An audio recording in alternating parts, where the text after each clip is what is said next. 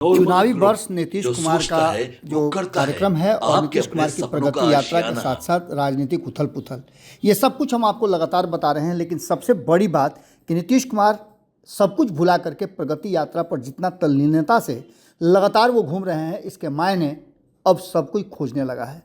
सब इस बात के इंतजार में है कि आखिर नीतीश कुमार प्रगति यात्रा को इतना महत्व क्यों दे रहे हैं और इस प्रगति यात्रा के माध्यम से नीतीश कुमार कौन सा ऐसा मकसद साध रहे हैं। आज नीतीश कुमार प्रगति यात्रा पर निकले हुए थे और प्रगति यात्रा के तीसरे चरण में अररिया जिले के रानीगंज प्रखंड स्थित पंचायत हांसा के करीब 305 करोड़ रुपए की 449 विकासात्मक योजनाओं का उन्होंने रिमोट के माध्यम से उद्घाटन एवं शिलान्यास किया।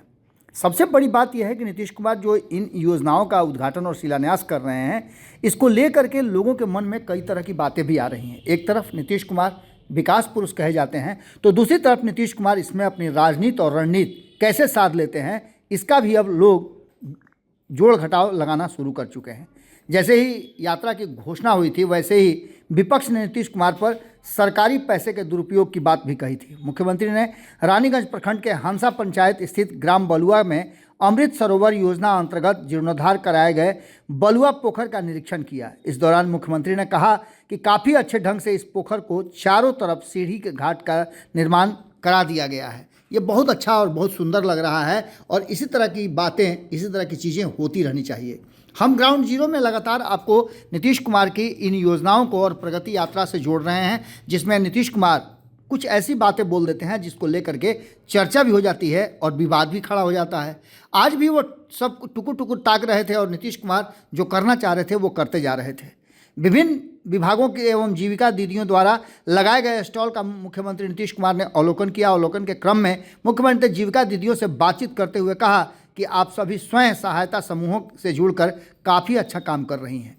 हम जब सांसद और केंद्र में मंत्री थे तो कई जगहों पर जाकर स्वयं सहायता समूहों के कामों का हमने निरीक्षण किया था। हमने देखा कि बिहार में स्वयं सहायता समूहों की संख्या नाम मात्र की थी। वर्ष 2005 में जब हम लोग बिहार में काम करने का मौका मिला तो हम लोगों ने स्वयं सहायता समूहों की संख्या बढ़ाने का फैसला लिया। इसके बाद वर्ष 2006 में विश्व बैंक के कर्ज लेकर हम लोगों ने स्वयं सहायता समूहों का विस्तार करना शुरू किया।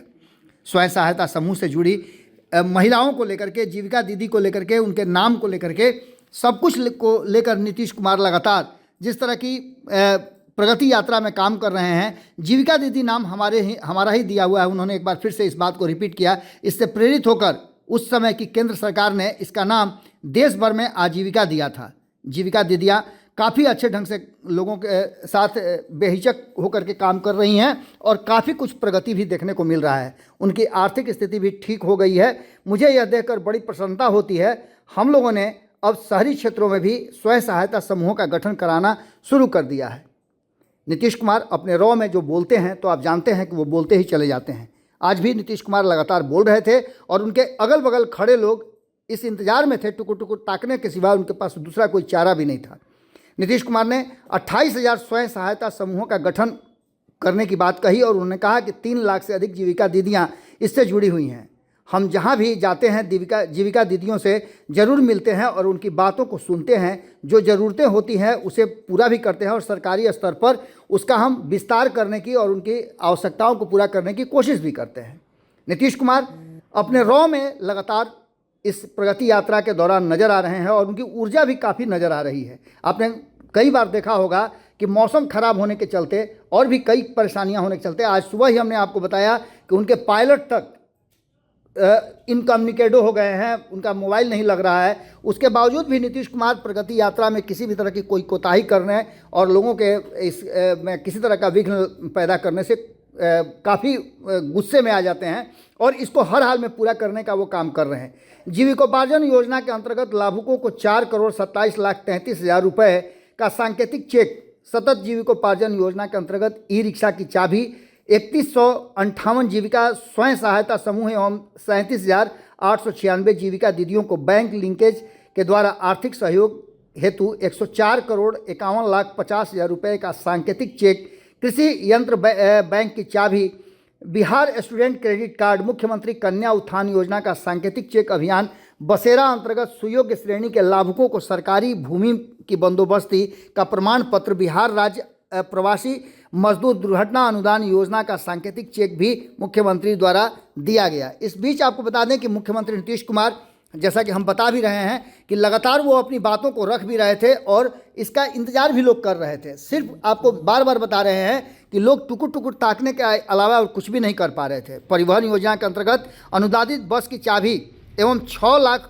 रुपए का सांकेतिक चेक लाभुकों को प्रदान किया नीतीश कुमार ने। इसके पश्चात आपको बता दें कि मुख्यमंत्री ने हंसा पंचायत स्थित +2 राजकीय कृत रामानुग्रह उच्च विद्यालय के प्रांगण में बने खेल मैदान का रिमोट से के माध्यम से उद्घाटन किया। उद्घाटन के पश्चात मुख्यमंत्री ने खेल मैदान का निरीक्षण किया। मुख्यमंत्री ने कहा कि युवाओं के लिए काफ़ी अच्छा खेल मैदान बन गया है।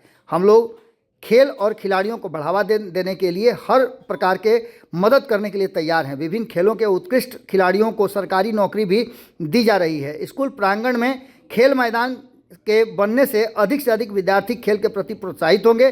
+2 राजकीय रामानुग्रह उच्च विद्यालय के रोबोटिक लैब तथा नेचर क्लासरूम प्राकृतिक कक्ष का भी उन्होंने निरीक्षण किया। निरीक्षण के दौरान मुख्यमंत्री ने कहा कि नेचर क्लासरूम का दृश्य काफ़ी आकर्षक है। यहाँ वृक्षारोपण कराया गया है, यह बहुत ही अच्छा है।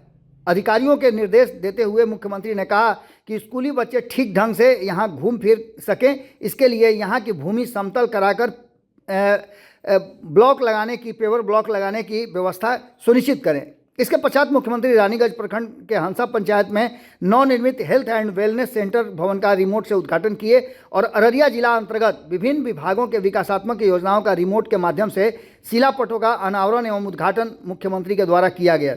मुख्यमंत्री ने रानीगंज प्रखंड के छतियौना पंचायत का भ्रमण कर विकास कार्यों का जायजा लिया तथा स्थानीय लोगों से बातचीत भी की। इस दौरान मुख्यमंत्री ने लोगों से बातचीत के दौरान उनकी फीडबैक लिए और फीडबैक के हिसाब से उन्होंने अपने अधिकारियों को नोट भी कराया। इसके साथ साथ बताया आपको कि जीविका भवन तथा अररिया प्रखंड में Abida and sons memorial charitable trust Belwa में 100 शैया वाले अल्पसंख्यक बाल छात्रावास के निर्माण कार्य का शिलापट का अनावरण भी मुख्यमंत्री नीतीश कुमार ने किया।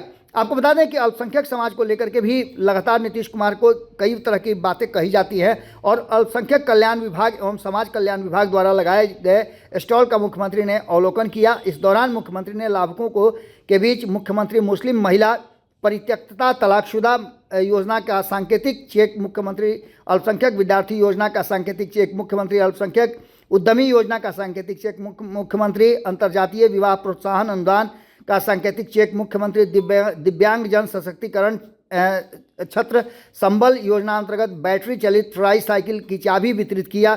सतत जीविकोपार्जन योजना अंतर्गत संपोषित सितारा जीविका स्वयं सहायता समूह से जुड़ी जीविका दीदी द्वारा खोली गई दुकान का मुख्यमंत्री ने अवलोकन भी किया। मुख्यमंत्री ने अररिया प्रखंड के अंतर्गत मैनापुर में प्रस्तावित अररिया कुर्ता काटा कुआरी सिकटी पथ के चौड़ीकरण का और मजबूतीकरण का कार्य का निरीक्षण भी किया और उसके लिए अन्य जो जरूरी निर्देश थे वो भी उन्होंने दिया। अधिकारियों ने साइट प्लान के माध्यम से प्रस्तावित सैफगंज महछावा जो चौड़ीकरण का काम चल रहा है उसको भी बताया। इसके अंतर्गत आपको बता दें कि इस अवसर पर मुख्यमंत्री ने सम्राट चौधरी, जल संसाधन मंत्री, संसदीय कार्य मंत्री विजय कुमार चौधरी, ये सभी लोग मौजूद थे और अल्पसंख्यक कल्याण मंत्री मोहम्मद जमा खान के साथ साथ प्रदीप कुमार भी जो स्थानीय विधायक हैं, सांसद हैं, वो भी मौजूद थे। जयप्रकाश यादव विधायक, अचमित ऋषिदेव विधायक से विद्या सागर केसरी, विधान पार्षद ललन सराफ, जिला परिषद के अध्यक्ष श्री आफ्ताब अजीम, ये सब मौजूद थे। उसके साथ साथ कई अधिकारी भी नीतीश कुमार के साथ मौजूद थे। जिला कार्यक्रम कार्यान्वयन समिति के उपाध्यक्ष आशीष पटेल, मुख्यमंत्री के प्रधान सचिव डॉक्टर एस सिद्धार्थ, मुख्यमंत्री के सचिव श्री कुमार रवि, सहकारिता विभाग के सचिव धर्मेंद्र सिंह, बिहार राज्य पुल निर्माण निगम लिमिटेड के अध्यक्ष शेषत कपिल, अशोक, पूर्णिया प्रमंडल के आयुक्त राजेश कुमार, पूर्णिया परिषद के पुलिस उप महानिदेशक प्रमोद कुमार भी इस अवसर पर मौजूद थे। आपको बता दें कि नीतीश कुमार इस बीच जब जीविका दीदियों से बातचीत कर रहे थे तब एक बार फिर से सबका ध्यान उसी तरफ था, लेकिन नीतीश कुमार ने बहुत ही सहज और संयमित तरीके से जीविका दीदियों से बातचीत की, उनकी बातें सुनी भी और उनसे पुरानी बातों को भी याद दिला करके उन्होंने माहौल को सहज करने का प्रयास किया। अब इसको लेकर के निश्चित रूप से नीतीश कुमार का ये प्रगति यात्रा कहीं ना कहीं आने वाले जो विधानसभा चुनाव होने वाले हैं उसको लेकर के भी काफ़ी फ्रूटफुल साबित होता हुआ नजर आ रहा है। यही कारण है कि भारतीय जनता पार्टी भी नीतीश कुमार के पीछे पीछे हाथ बांध करके चलने के लिए मजबूर है। नीतीश कुमार अपने रॉ में चलते हैं और अपने अनुसार वो काम करते हैं। इस बार भी प्रगति यात्रा नीतीश कुमार का काफ़ी फ्रूटफुल नजर आ रहा है। आपके सपनों को हमने सजाया है, ई होम्स पैनोरमा को हमने बनाया है। ई होम्स मेरा एक सपना था जिस पे मैं पिछले 4 साल से काम कर रहा था। हमने जो बनाया है वो सबने है माना। ई होम्स पैनोरमा में हो आपका भी आशियाना। और फाइनली हमने 2021 में इस प्रोजेक्ट को लॉन्च किया। बहुत लोग अप्रिशिएट कर रहे हैं कि पूर्णिया जैसे शहर में, बिहार के, एक तो बिहार की बात करें उसमें भी पूर्णिया जैसे छोटे जगह में इस तरह का लाइफस्टाइल देना, ये सुन के हम लोगों को बहुत अच्छा लगता है। ई होम्स में हमने कुछ और भी किया है, जैसे हम जिस जगह में रह रहे हैं हमारे फैमिली सिक्योर हो, उनको सिक्योरिटी का ध्यान में रखा है। आपकी सुविधा और सुरक्षा आपके लिए खास है, ये आपका विश्वास है। इसमें आर्टिफिशियल इंटेलिजेंस का 7 लेयर सिक्योरिटी का हमने इस्तेमाल किया है। लस ग्रीन कैंपस को बनाया है। यदि हमारा बाउंड्री वाल है तो वो वर्टिकल गार्डन है।